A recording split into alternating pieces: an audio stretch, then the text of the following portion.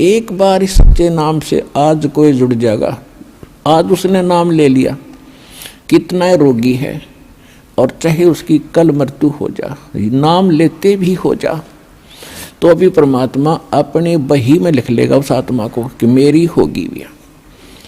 अपने आत्मा हमने असंख्य जन्म बर्बाद कर दिए, असंख्य जन्म मनुष्य के खो चुके हो आप। ये पहला शरीर नहीं जागा जो आज आपका जाने वाला है, मान ले कभी भी। ये तो असंख्य बर्बाद हो लिए, तो कपड़े हैं, कुर्ते पजामे हैं, तो आपकी शरीर बॉडी ऊपर का। और इस नाम के लेते ही आपके कई सैकड़ों कुर्ते पजामे खूटियां व अलमारी में रख दिए जाते हैं। मनुष्य आज आपको नाम लेते ही और चाहे अगले पल मृत्यु हो जाती है।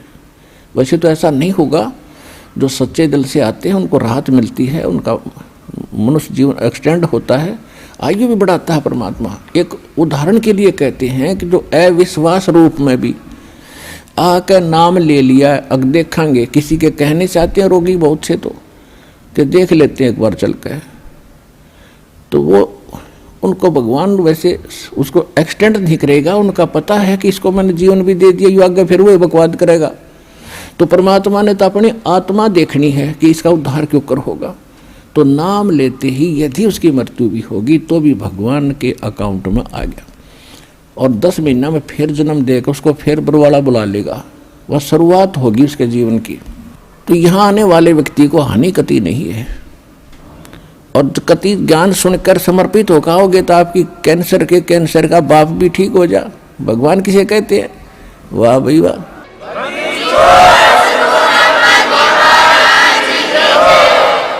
यहाँ पर कम से कम लाखों भक्तों के कैंसर तक के रोग ठीक हो चुके, जिन्होंने समर्पित भाव से परमात्मा पर विश्वास करके नाम लिया और मर्यादा निभाई। क्योंकि दुखी आदमी मर्यादा खूब निभाता है, सुखी तक गड़बड़ कर देता है, समाज को गणा देकर उसने तो अपनी जान दिखाई देती है, तो उस पर जल्दी राजी हो है भगवान, जल्दी प्रसन्न होता है, उसका जीवन भी बढ़ावेगा और उसको रोग से मुक्त भी करेगा, लेकिन करेगा अपने हिसाब से, उसकी नीत देख के कि आगे कहीं और गड़बड़ ना कर देइयो। तो कहने का भाव जो प्रसंग हमारा उसी पढ़ाते हैं। तो परमात्मा से जो हम मांगते हैं वो यही मांगनी चाहिए कि साईं इतना दीजिए जा मैं कुटुंब सुमावे, हम भी भूखे ना रहें और अतिथि न भूखा जावे। तो यहाँ आने वाले भक्त को लगभग 80% व्यक्ति जो हैं ये दुखी आते हैं, और उनके लिए वो दुख एक वरदान बनेगा, एक वरदान सिद्ध होगा उसके लिए। तो आपके लिए प्रार्थना है कि परमात्मा पर विश्वास रखना और कुछ समय देना भगवान को। आज जो प्रसंग चल रहा है कि सतयुग में आपने लाख वर्ष का जीवन भी प्राप्त हुआ, और वो भी थोड़ा लग गया, मरने लगे जब न सोची और भी भगवान थोड़ा सा समय दे दे। त्रेता में हजारों वर्ष का रहा, द्वापर में भी 800-900 वर्ष तक जीवन रहा है जीव का, और कलयुग में अब 60-70-80 वर्ष हम मुश्किल से जी पाते हैं, 90 वर्ष हद कोई पकड़े मुश्किल से। अरे इसको थोड़ा मानना एक कोई बड़ी बात नहीं, हमने लाख वर्ष का भी जीवन थोड़ा माना और वो भी अंत हुआ। ये जीवन तो अंत होगा ही होगा, ये तो फाइनल समझ लो, ये तो आपने पता है इस बात का, लेकिन मरना हम चाहते नहीं, वो बात अलग है कि अभी नहीं, अभी नहीं। जो मर चुके हैं वो भी ये सोचा करते अभी नहीं। कति स्वस्थ व्यक्ति और खूब फैक्ट्री लाग ली, लाखों करोड़ों अरबों रुपए की कमी नहीं, अपने ही हेलीकॉप्टर से मृत्यु को प्राप्त हो गया एक्सीडेंट होने से, और अब क्या बनेगा? गधा बनकर घूम रहा होगा। मर तो वो भी गया, या मृत्यु कोई अचंभा नहीं है, ये तो यूनिवर्सल ट्रूथ है। लेकिन इस मृत्यु को से बचने के लिए अब तरीका है, मालिक की शरण में आओ। कबीर ये तन जाएगा, सके तो ठहर ला, एक सेवा कर सतगुरु की, फिर गोविंद के गुण गा। कबीर साहब कहते हैं ये मनुष्य जीवन तो सबका जाना है, और समय पर जाओगा, जितना आपको प्राप्त है उससे अधिक नहीं मिलेगा। एक प्रियव्रत नाम का राजा था, उसने 11 अरब वर्ष तक तप किया, और 11 अरब वर्ष तक उसको राज्य मिल गया। तप से राज्य प्राप्त होता है। अब 11 वर्ष अरब राज्य करके जब वो मरण लगा,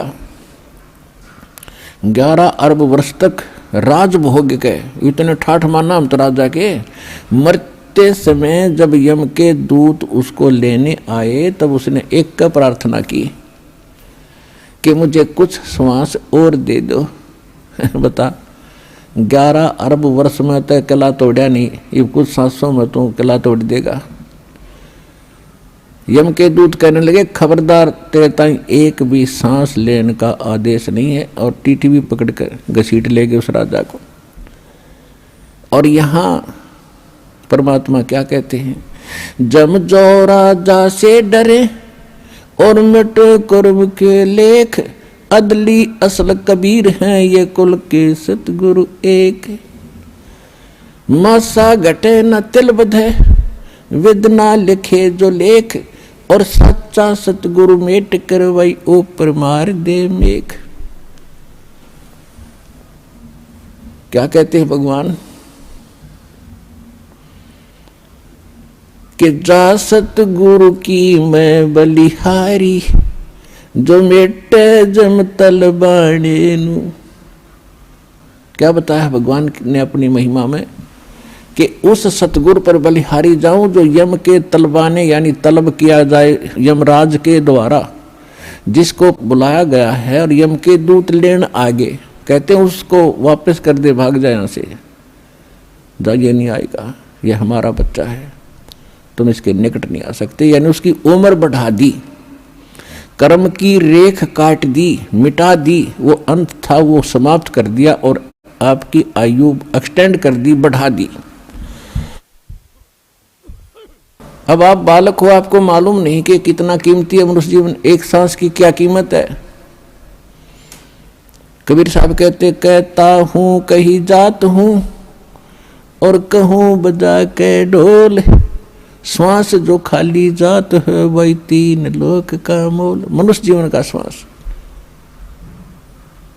कितनी कीमत है इस श्वास की, और हम इसको कैसे बर्बाद कर रहे हैं। और उस श्वास को प्रियव्रत ने प्रार्थना की कि, और भगत भी था वो पहले जीवन में, तो नहीं मिला, एक श्वास भी नहीं मिला।